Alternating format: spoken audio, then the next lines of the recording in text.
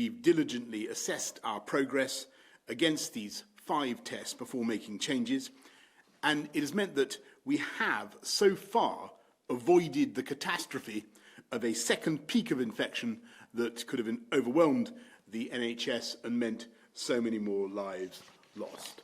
Next slide, please. So our first test is to protect the NHS's ability to cope, so we're confident that we're able to provide sufficient critical care and specialist treatment right across the UK. Well, the NHS coped fantastically under the extraordinary pressure of this pandemic. On the 20th of June, 283 people were admitted to hospital with coronavirus in England, Wales and Northern Ireland, down from 438 2 weeks earlier, and down from a peak of 3,432 on the 1st of April. And on the 22nd of June, 340 patients with coronavirus were in mechanical ventilation beds in the UK, down from 513 2 weeks earlier, and down from a peak of 3,301 on the 12th of April. These numbers provide confidence that we are still meeting the first test. So the next slide, please. Our second test is to see a sustained and consistent fall in the daily death rates from COVID-19, so that we're confident that we've moved beyond the peak. Of those who've tested positive for coronavirus across all settings, it saddens me to report that 42,927 have now died. 171 fatalities were reported in the 24 hours till 5 p.m. yesterday. A further 109 deaths, which occurred in April, May and June, have been identified and added to the total. As measured by a 7-day rolling average, the UK daily death rate now stands at 121, down from 216 2 weeks ago, and down from a peak of 943 on the 14th of April. The second test, therefore, is still being met. Next slide, please. Our third test is to receive reliable data from SAGE showing that the rate of infection is decreasing to manageable levels across the board. In total, 306,210 people have now tested positive for coronavirus, which is an increase of 874 cases since yesterday. The 7-day rolling average of new positive cases is now 1,147, down from 1,543 2 weeks ago, and down from a peak of 5,195 on the 14th of April. Approximately 1 in 1,700 people in the community in England are now estimated to have the virus, which is down from 1 in 400 4 weeks ago. SAGE believes infections across the UK are shrinking at a steady rate of between 4 and 2% every day. Based on all the various data available, the government is confident that the third test is being met. Next slide, please. Our fourth test is that we must be confident that the range of operational challenges, including on testing capacity and personal protective equipment, are in hand with supply able to meet future demand. Yesterday, 237,142 tests were carried out or posted across the UK, compared to around 12,000 at the start of April.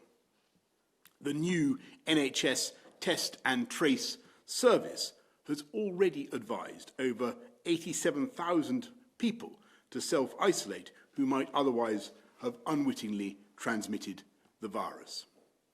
We have contracted with over 175 new suppliers able to deliver PPE at the scale and the pace the UK requires, and this progress means we are satisfied that the fourth test is being met. Next slide, please.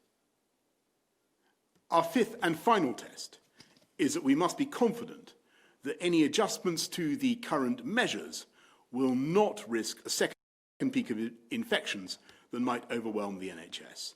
I'm once again grateful to the Chief Scientific Advisor and the Chief Medical Officer for their advice on the measures that I'm about to set out.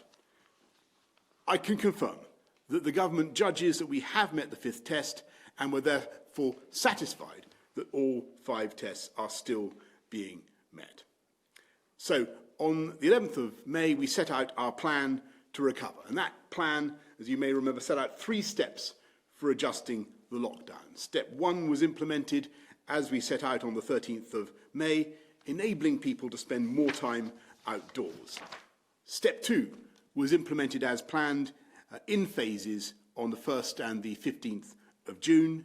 Shops have opened, children have started to return to school, and people have been able to see more of their loved ones. Now, step 3 can be implemented as planned on the 4th of July.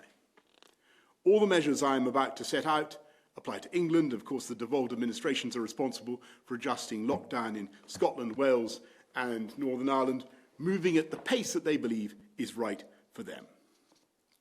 After a long period of asking you, the British public, to follow very strict and complex rules to bring coronavirus under control, we can now make life easier for people to see more of their friends and family and to help businesses get back on their feet and people back into jobs. Critically, we can make a change to the guidance on 2 meters, which kept us safe while transmission of the virus was high, which can now be modified. Having considered all the evidence, while staying at 2 meters is preferable, we can now move to 1 meter plus, where it is not possible for us to stay 2 meters apart. That means staying 1 meter apart plus mitigations which reduce the risk of transmission. And these precautions could include installing screens, making sure people face away from each other, providing hand washing facilities, minimizing the amount of time you spend with people outside your household, and of course being outdoors. On public transport, it already means 1 meter plus means wearing a face covering for mitigation, as everybody, I think, now understands. We are setting out COVID-secure guidance to help businesses to take the measures that are right for them.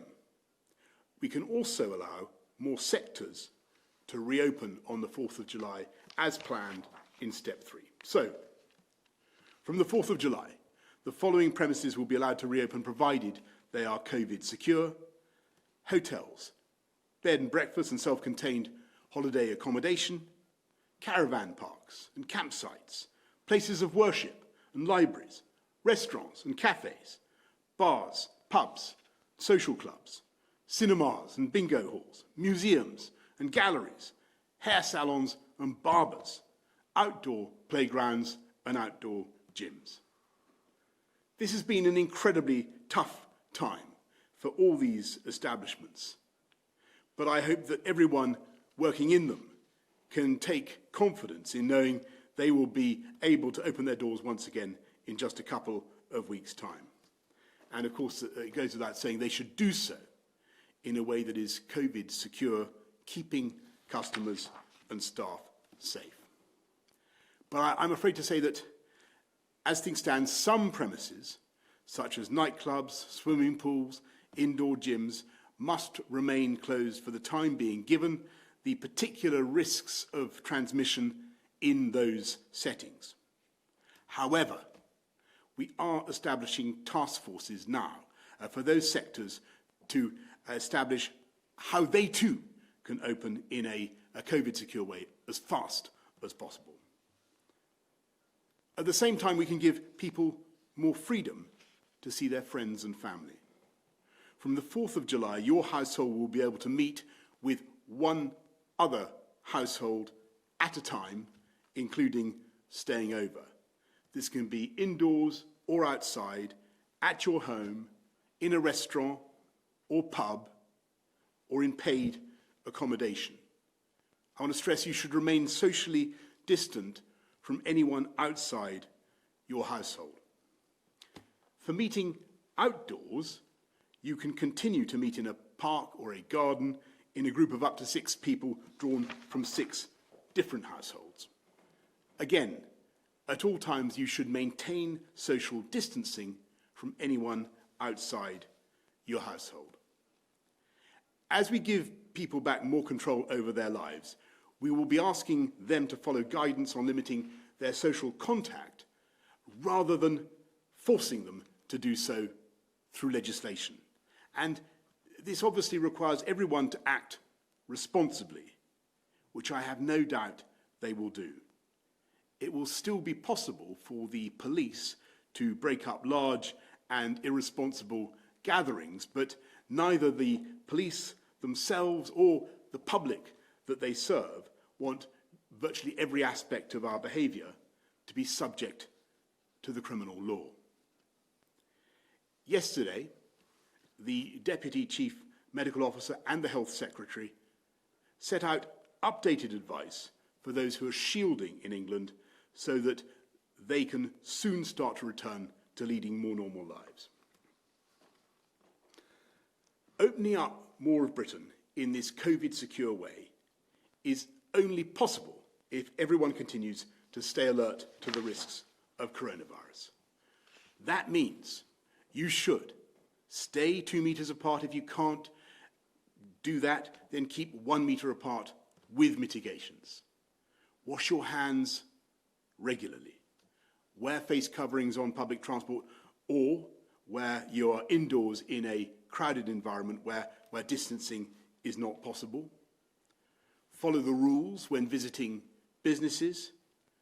Crucially, get a test done immediately if you develop symptoms, and self-isolate if you're asked to do so by NHS Test and Trace. We're only able to make these changes because we have persevered together and stuck to our path. We had 5 tests and we met them. We had a plan and we stuck to it. The government has asked a huge amount of all of you, and you've met that challenge. The people of this country have met that challenge with good humour and common sense.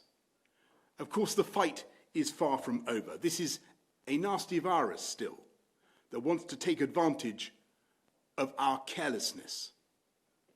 There will be, I'm afraid, there will be local outbreaks. And I must tell you that if the virus were to begin to run out of control, I will not hesitate to put on the handbrake and reverse some of these changes at local or indeed national level as required. But we can avoid that if we all continue to stay alert and do our bit to control the virus. The British public have proved again and again, not that it was ever in doubt, that they can be trusted to do the right thing and to do it with common sense. That there is no doubt we're beating back this virus, and with your continued cooperation and good judgment, we will beat it once and for all. I'll now hand over to Chris. No, to Patrick. Sorry, to Patrick. First slide, please. So just to go over some of the numbers to remind you, the latest R value for the UK is between 0.7 and 0.9. That seems to be below 1 everywhere across the UK. We're getting updated numbers again later this week. So everything looks like the numbers continue to go down and the epidemic continues to shrink, albeit slowly, at a rate of something between 2 and 4% per day. Next slide, please. This indicates from the ONS, the Office for National Statistics survey, what the estimate of the number of people with COVID is in the UK, and you can see it runs from the 25th of April through to the 13th of June, and there's a steady decrease in the number of people with COVID from somewhere above 0.3% to 0.06% of the population with it. But you can also see that it's flattening off. It's not going right down to 0, and that's important to remember. The infection is still here. Next slide, please.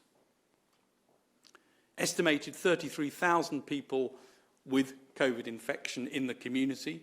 over the period of the study, most recent period of the study. That's 0.06% of the population with COVID still present. And just as a reminder, something in the order of 5% of people have antibodies to this disease now, suggesting that the number of people who has been infected is still limited across the UK, and most of us have not had the disease and therefore remain fully susceptible to it. Next slide, please.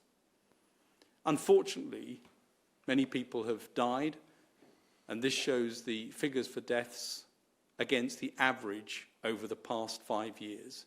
So in the top curve, the green curve, you see the deaths for this year with the peak, which is due to COVID. In the dotted line, you see the average for the 5 years previously. And what you can see is that we're coming back down to average levels of death for the UK now. And that's due, in the purple line, to the decrease in COVID deaths and the other consequences of the COVID infection. So it is coming back down towards baseline, towards normal. But don't be fooled that this means it's gone away. The disease is growing across the world. It's coming down in the UK, but it hasn't gone away. And we need to be absolutely sure that with the new relaxation, that we stay rigorously to the things that need to happen in order to stop the spread, contact to contact, to stop the networks of spread developing, and to make sure that COVID secure really means COVID secure by the way we all adhere to it. Thank you. Thanks very much, Patrick. Chris, did you want to add something? Just add a few comments, Prime Minister, to what you said from a medical point of view. And this is really because all of us in every country are having to find a sustainable balance because we have to live alongside this virus for the foreseeable future and find a way. No decision is going to be risk-free. It's about finding a balance of risks that allows us to operate in a reasonably normal way for a prolonged period. And I think it's just worth situating the decisions that have been taken in terms of the multi-layered defence that all of us have to be part of to stop this coming back in large numbers. The first thing is we all need to take part in isolating the virus. If we have symptoms of cough, of fever, of losing smell or sense of taste, then we must self-isolate immediately and we must ask for a test.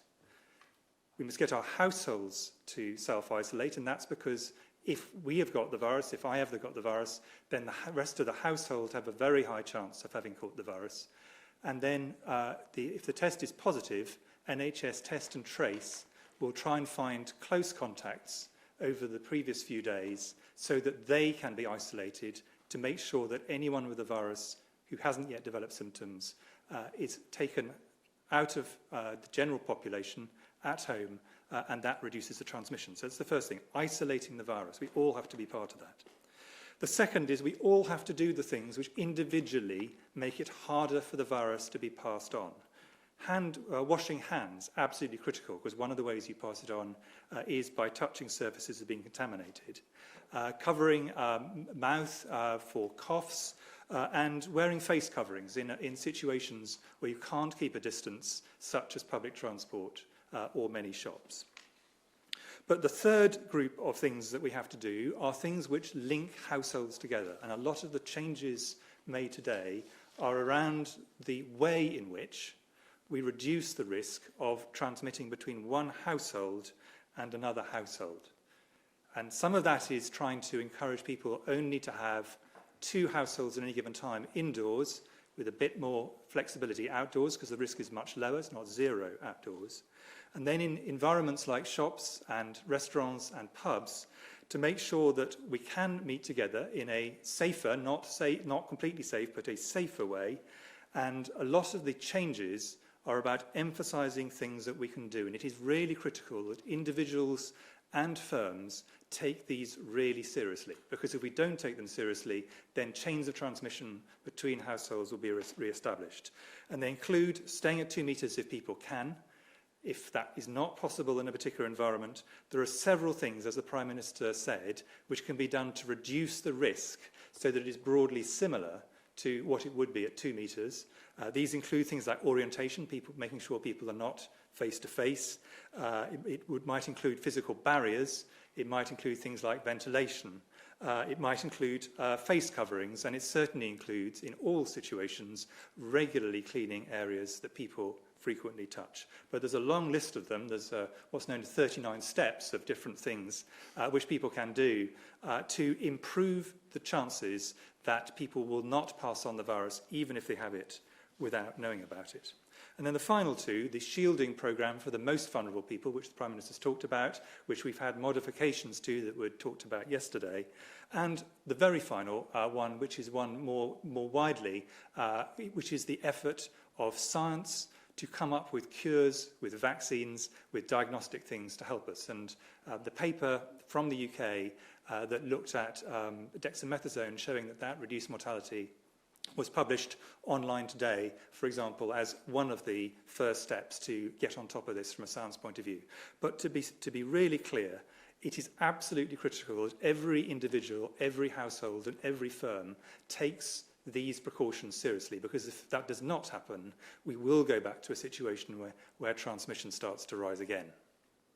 Thank you very much. Thanks very much, Chris, and thanks, Patrick. Let's go to questions. Actually, before we go to questions, I should just want to tell everybody that we're going to be winding down, I'm afraid, the rhythm of these press conferences, though I know that they've become a great point of focus. And I want to, that's basically because we're continuing to make great progress in controlling the virus, and we want to make sure that we have something really important to say. I want to thank Chris and Patrick for their really heroic work in presenting information to the public so clearly and so powerfully.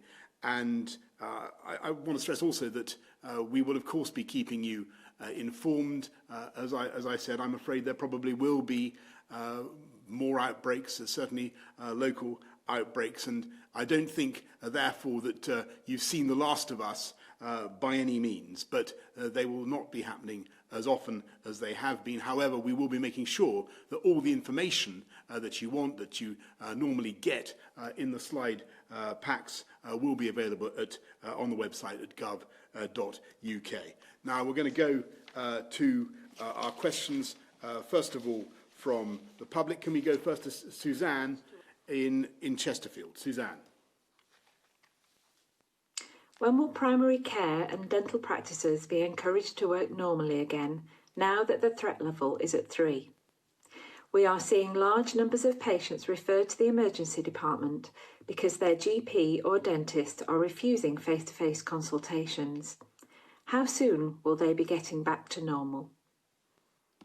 Right. Well, thanks very much, Suzanne. As far as I know, we dental care certainly, and primary care, dental care we got back a few weeks ago, and in the NHS and primary care should be functioning as normally as possible. We do want people to be taking advantage of this moment to, if they do have conditions that need to be attended to, go to your doctor, go to A&E. One of the most important successes that we've had is protecting NHS capacity. We don't want to see people suffer through not now using the NHS, Suzanne. But I think I should probably ask the Chief Medical Officer to give some further comment.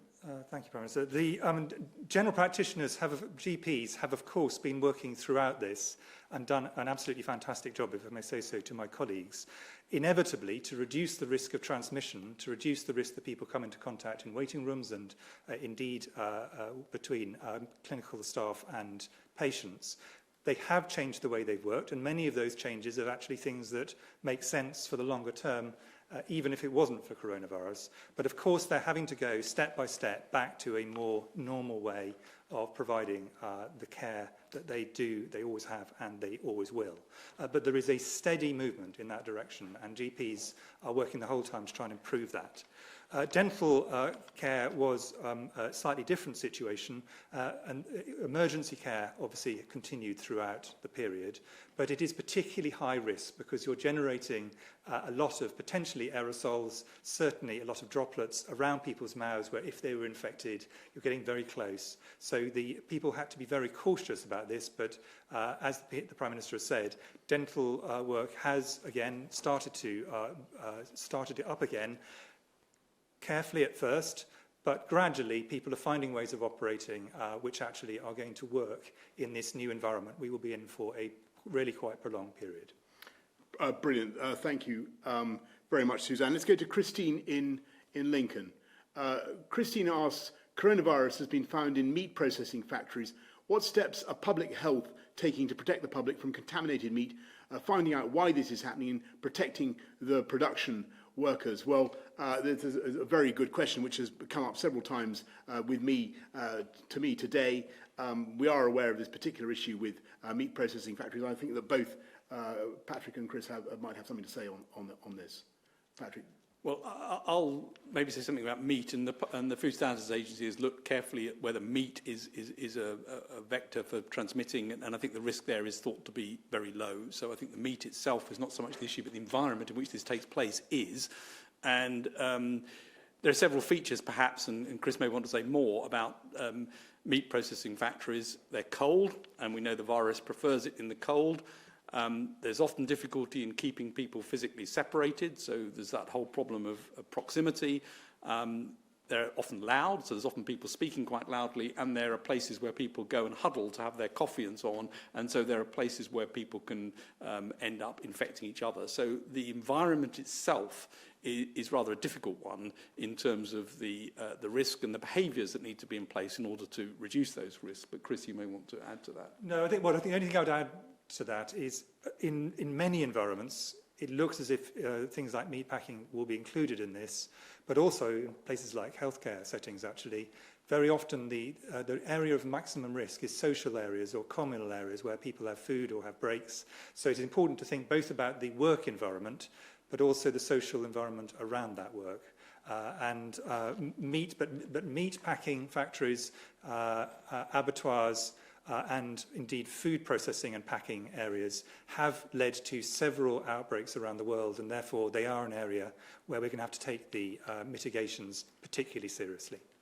Thanks very much, both. Can we go to Laura Koonsberg, please, of the BBC? Thank you very much indeed, Mr. Johnson. The two scientists sound notably cautious this afternoon. Prime Minister, opening up does open up more risk to our health. Will you take responsibility whatever happens next? And Professor Whitty, you previously said very clearly you would like to see the 2-metre rule stay till the end of the pandemic. Have you changed your mind? Well, can I say, Laura, that I think that it is absolutely right for everybody to be cautious right now. And I hope that everybody listening to what we've set out can understand the balance in this package and the need to have a gradual opening up combined with continued measures to prevent the spread of the virus and to restrict social contact. And that it's very clear that that is precisely how and why we're able to move forward with the opening up, the reopenings in the way that we are. And yes, of course, Laura, I take a responsibility, the government takes responsibility for these decisions. We're indebted to our scientific colleagues for their advice continually, but it is our responsibility to choose. On the 2 metres, I mean, one of many answers which I've given in these press conferences where I've probably used rather more shorthand than I ideally would do. But as the Prime Minister made clear, the advice to stay at 2 metres if you can stay at 2 metres remains. So what changes is that there are environments where that isn't possible, and what the scientific environmental groups have looked at, and they looked at this very carefully, is if people take them seriously, if they apply them as best, properly, it is possible to reduce the risk in a very structured way down to something which is broadly equivalent to 2 metres. But that's not something in ordinary environments you're going to be wanting or needing to do. So, as I say, advice on 2 metres remains, and the 1 metre is a 1 metre plus mitigations which bring it into line with other areas. And that's why people must take it incredibly seriously. Thanks very much, Laura. Can we go to Robert Peston of ITV? Robert. Good afternoon, gentlemen.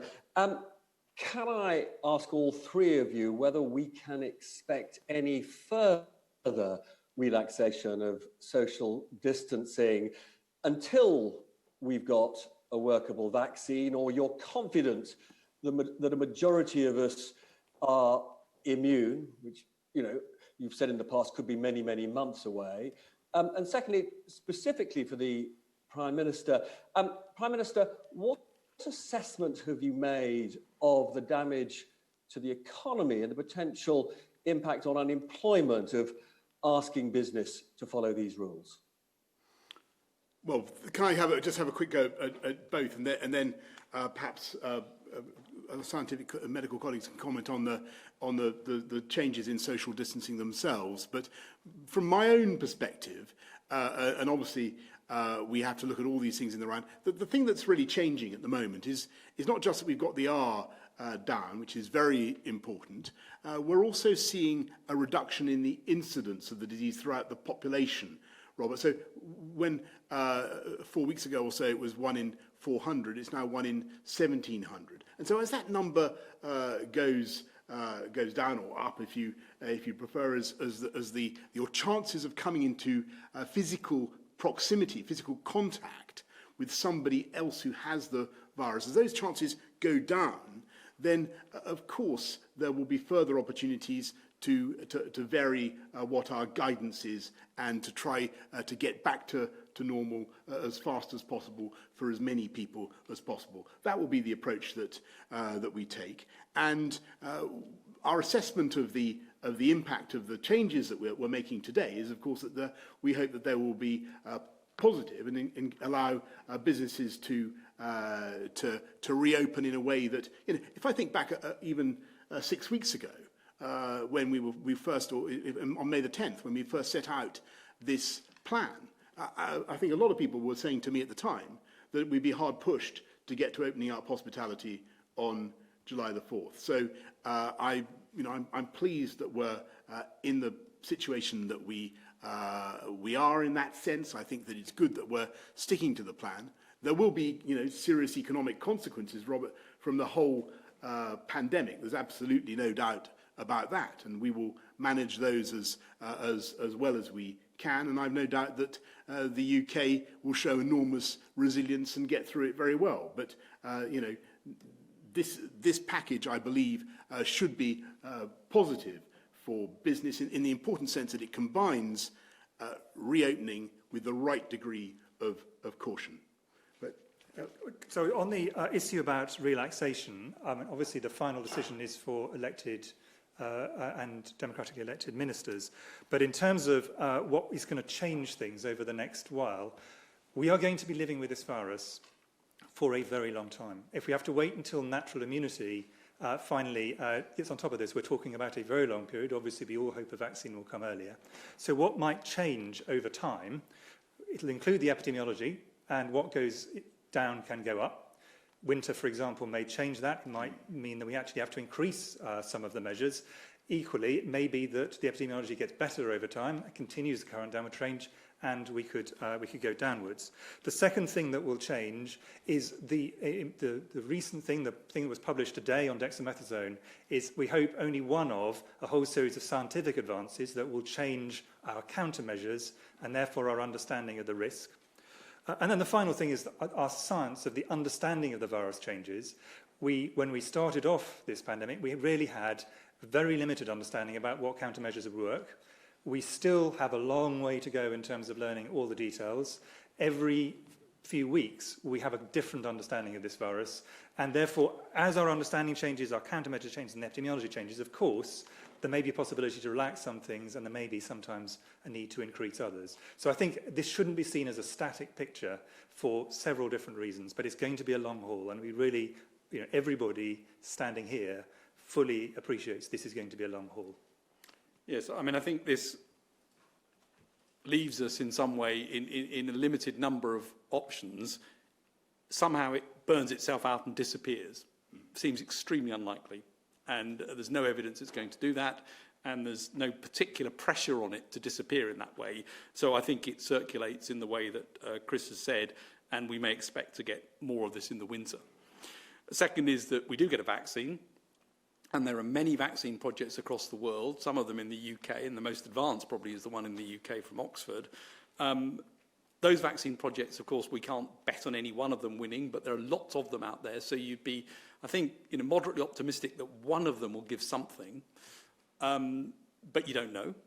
And the third is, to Chris's point, to build on the successes so far, which is one drug which has antiviral effects of some sort, remdesivir, and seems to shorten stay in hospital. Another, dexamethasone, which reduces death in those patients who require oxygen in hospital. Those are building blocks that have come quite quickly, if you think about it, and we'd expect to get more of those that can gradually help. So those are the things which allow you to then limit the sorts of distancing we have, and as Chris has said, to build up a natural level of immunity is going to take a very long time. So I think we're with this for a long time. We hope that the vaccines and the therapeutics come along soon, but there are no guarantees on any of those. And therapeutics, we've got a building block, we've got a first step. Let's hope that that progresses more quickly to make this a manageable disease, which again would change some of the restrictions that you might need to apply. Thanks very much, Robert. Sam Coates of Sky. Prime Minister, the changes that you've announced today, particularly ending the 2-metre rule, only apply in England and not to Scotland and Wales and Northern Ireland. Why do you think that is? Are the leaders of the devolved governments making a political point, or just being glum buckets and scaremongers? Or do they just think that the science, which hasn't really been published behind this decision, doesn't support the conclusions you've made today? And to Patrick Vallance and Chris Whitty, you've been absolutely crystal clear that the risks from coronavirus haven't gone away, and your tone is noticeably more cautious than the Prime Minister.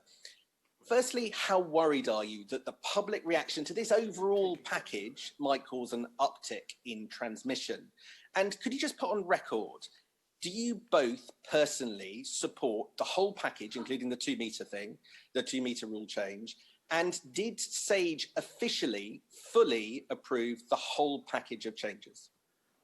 Well, Sam, I think I'm respectfully going to dissent from your characterisation of my tone today. I think I've been absolutely ruthlessly even-handed in the way that I've set this out. There is progress that we are making, important changes that we're able to make to begin the opening up of the economy. But I think I could not have been clearer that we must be cautious. And you'll have heard all the things that we've said about maintaining social distancing, all the mitigations for getting down to 1 metre where you can't do 2 metres. I think people will get the necessity for progressing with caution, which is what I'm recommending. On the 4 nations, look, all 4 CMOs, all 4 chief medical officers across all 4 home nations came together to agree the change in the alert level from 4 to 3, and there's far more harmony,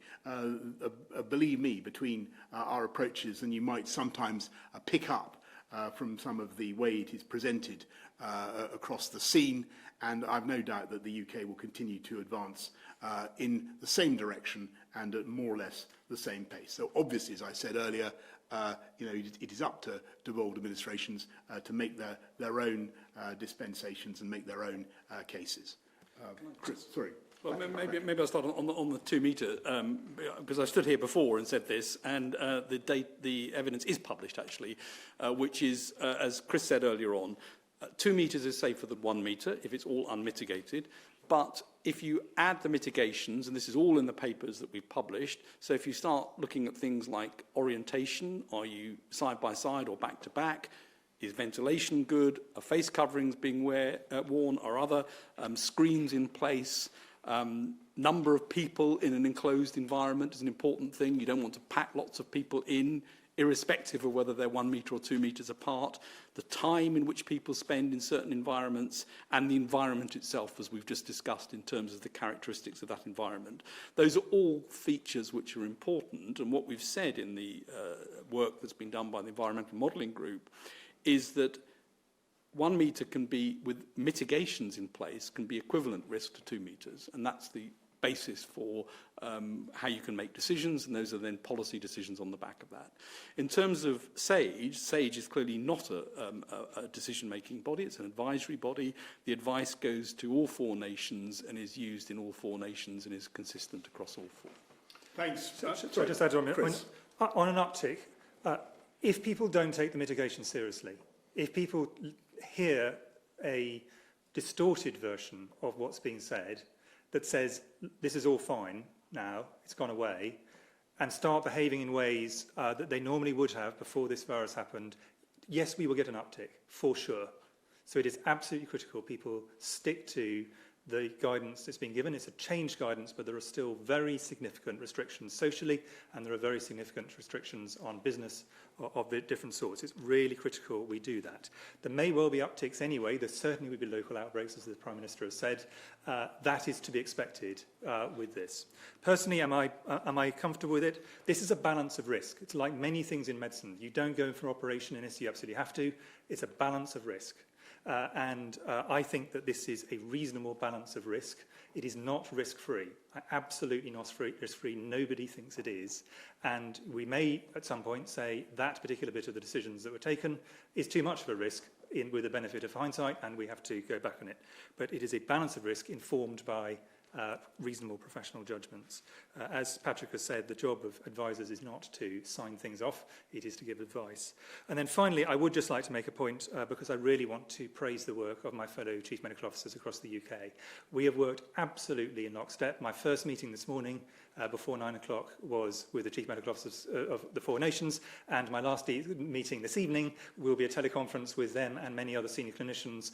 We really do work together. We share the science, we share advice from SAGE and elsewhere, we share intelligence, and we share opinions. So I do not want anyone to get the impression it's perfectly reasonable for different nations to take slightly different approaches, but the idea that there isn't a technical underpinning, that is a shared understanding, I really would like to quash. That would be an incorrect impression. Great. Thanks very much, Sam. Let's go to George Parker of the FT. Thank you, Prime Minister. Can I just follow up on Sam's question and put this directly to Patrick Vallance? I think Chris Whitty just gave an answer to Sam's second question. Do you support the decision the government's announced today to loosen these restrictions on July the 4th, including the 2-metre rule? And to you, Prime Minister, I was speaking to a Conservative MP today who said Britain is going bust. People are scared to go out of their homes, to go back to the shops and pubs. I'm a little bit unclear about whether you think it's a good idea to go out and about now. And if you do think that's a good idea, what can the government do to give people the confidence they need to get the economy going again? Patrick, do you want to go? Yeah, sure. So on the 2-metre, I repeat what I've said, that actually I think you can get to 1 metre with mitigations, which gives you the same risk as 2 metres, and therefore that's a perfectly reasonable approach to take, provided, as Chris said, the mitigation measures are properly applied and people adhere to them. So there is a way to do that, and that's what the new rules say. In terms of the package that's been announced, it is not risk-free. It cannot be risk-free. Every time you take a step to open up, there is some associated risk with that. The right way to deal with that is then to monitor, measure, and be prepared to take steps to reverse things as they need to be. So in terms of, is this package one that is reasonable and one that actually would allow you to do that and measure? Yes, you can do this and measure. And you need to be prepared where there's local outbreaks to deal with them locally. And if they become beyond local, then you need to deal with them at regional and national levels, which would mean reversal of some of the measures. And that is the only way in which you can then keep on top of this. So measuring and monitoring becomes an incredibly important part of this. Thanks very much. Well, George, let me just say, I think it's great to see people out shopping again, and frankly, I can't wait to go to a pub or a restaurant, even if it may not be wholly compatible with the new diet that I'm on. And I hope that people will. I think people need to go out. I think people need to enjoy themselves and rediscover things that they haven't been able to do for a long time. And I want to see bustle. I want to see activity. But let's be absolutely clear that I also want to see everybody being careful, staying alert, and following the guidance. And so far, I think everybody has shown a massive common sense. They've worked together. They've stuck to the plan. We've got the thing under control. Let's keep it under control. We've set out a way of doing it. The guidance is there. Let's follow it, and then we can make even more progress together. Can we go to Mesa Hall of the Daily Express? Thank you very much, Prime Minister. Good afternoon. To the scientists, you both said that we're in this for the long haul with many of the restrictions still. As this is the last of these daily briefings, what is your best guess at the moment at how long it's going to take before we do finally see the back of that, the hand sanitizers and the face coverings? Is it going to be years if we don't find a vaccine? And Prime Minister, to follow up on George's question, really, economic data suggests that many households who've been fortunate enough to stay in work have built up savings during the lockdown.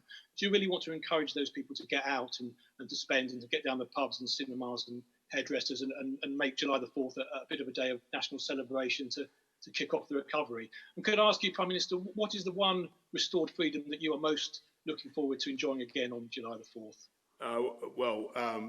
Sorry, Patrick, Chris, why don't you go first? Well, I can't put a time on how long this will take, and I think that the ways in which we get out of this I've described, which are either it goes away, which I don't think it will, or we wait for a vaccine and therapeutics to really enable us to do it. We're on the way with therapeutics. We're on the way with therapeutics. So there are some. That does create an opportunity. And vaccines, there are projects in the clinic, and we need to wait and see whether any of those have got the right profile to work. And I think those are the key ways in which we think about exiting this. And I'm optimistic that somewhere in there, and I can't tell you exactly where, there's going to be some progress. And I think most likely in therapeutics to start off with, but fingers crossed one of these vaccines will come good. And I think it's highly likely that one of them will do something. And we just need to wait. I'm afraid it's a game of patience. If I could, so I would be surprised and delighted if we weren't in this current situation through the winter and into next spring. I think then let's regroup and work out where we are. But I expect there to be significant amount of coronavirus circulating at least into that time. And I think it's going to be quite optimistic for science fully to come to the rescue over that kind of time frame. But I have an absolute confidence in the capacity of science to overcome infectious diseases. It has done that repeatedly, and it will do that for this virus, whether it's by drugs, vaccines, or indeed other things that may come into play. So, for the medium to long term, I'm optimistic, but for the short to medium term, until this time next year, certainly I think we should be planning for this for what I consider to be the long haul out into 2021.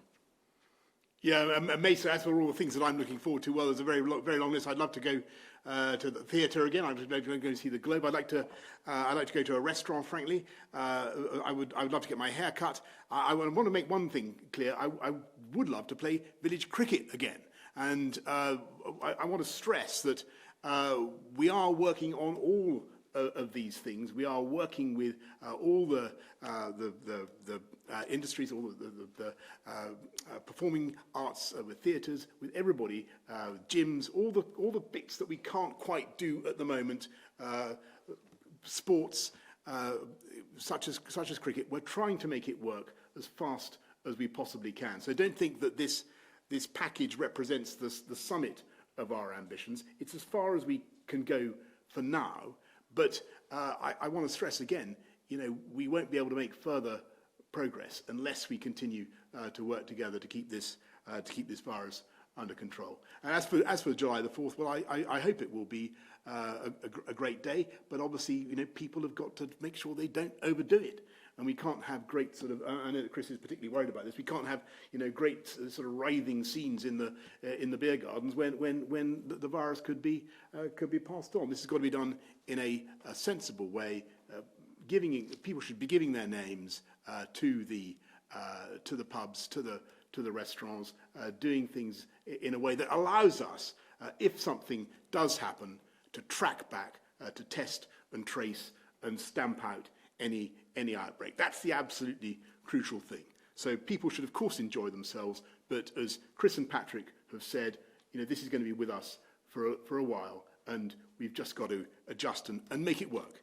Let's go to Hugo Guy of The Eye.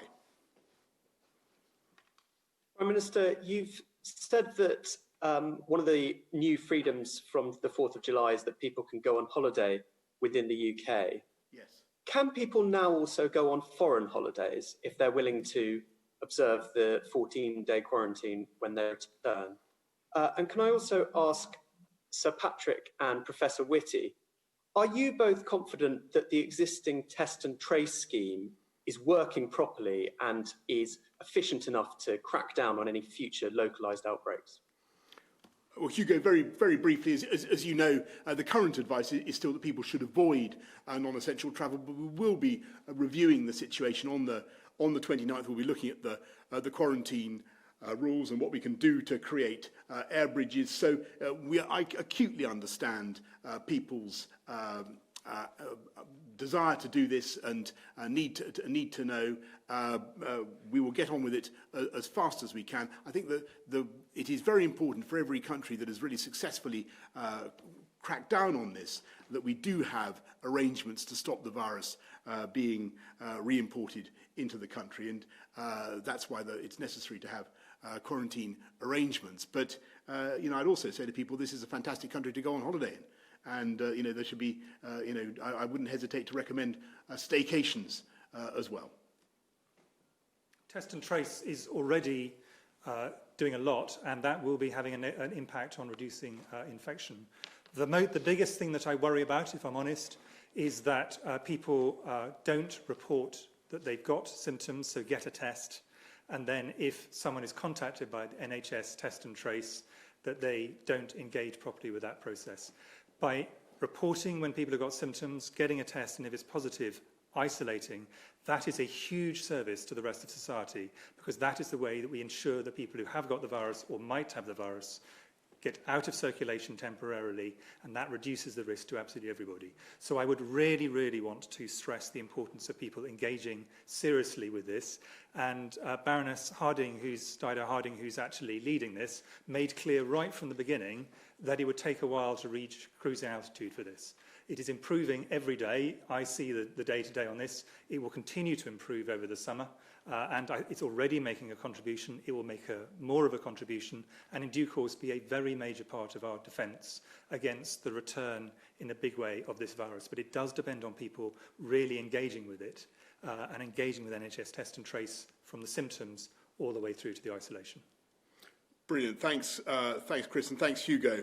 Let's go finally to Jessica Frank-Keys of the Eastern Daily Press.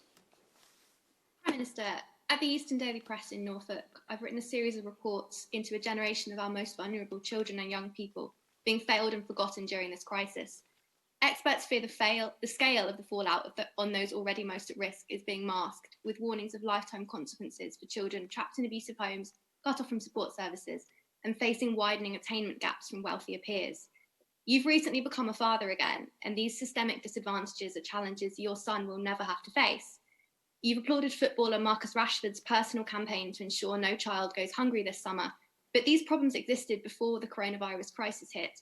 I know the government has launched the catch-up scheme, but what will you personally do, and what long-term initiatives will you bring forward to tackle these ingrained inequalities and ensure no child is forgotten? Well, thanks very much, Jessica. And look, I totally agree with you about one of the most unfair aspects of this crisis, which is that obviously the disease has been discriminatory in the way it's hit certain communities, certain groups of people have proved to be particularly vulnerable, black and minority ethnic groups, the elderly, and so on. But also, it's been unfair in the way that it has impacted on young people's and children's education. And there's no doubt, if you look at what's happening at the moment, one of the saddest things is that it's kids from deprived backgrounds who really need to be back in school, who perhaps aren't going back into the primary school classes that are open in the numbers that they could and should. And we really want to urge them urge all parents to get your kids back into school, into early years reception, year 1, year 6. They're there, and we're encouraging primary schools to take more if they can, more children, more pupils if they can fit them in, because that's about social justice, Jessica. It's very, very important that kids get access to education. It's also important, you'd ask what I'm going to do personally now. We've got to look at what's happening across the whole of the country, and there are areas of the country that do need more investment in their schools, in their school buildings, and we're going to be doing a lot on that, in the local infrastructure, in rural broadband in Norfolk, and we're putting out a huge programme to get rural broadband in, such a vital thing for communities across the country that are more remote or have been left behind. But particularly for young people, and for children in school who've been left behind, I want to see much more direct contact with teachers, so that more one-to-one tutoring of the kind that we're now supporting through the catch-up programme that Gavin Williamson has instituted. I really think that that's very, very important, not just for kids who are falling behind, but for all kids. I think it'll make a huge difference to their lives. So those are some of the things that we're doing. Thank you very much. Thank you very much, Jessica. Well, listen, I think we should probably conclude it there. I just want to say a couple of quick things in finally. All kinds of things have changed since this virus emerged in our understanding of the virus, but some important things have also changed in our ability to fight it. And I would mention, obviously, the huge efforts that the public made to control it, but also the appearance of dexamethasone, remdesivir. Perhaps there's more potential for packages of drugs, in the UK playing a lead role, particularly in dexamethasone. Also, test and trace. This can be, as I said many weeks ago, this can be a real game changer for us. And the activities of the Joint Biosecurity Centre also make a big difference. So, although the virus is the same and it's just as dangerous as it was, we're now better at dealing with it. And I think that should be giving people much more confidence now as we go forward.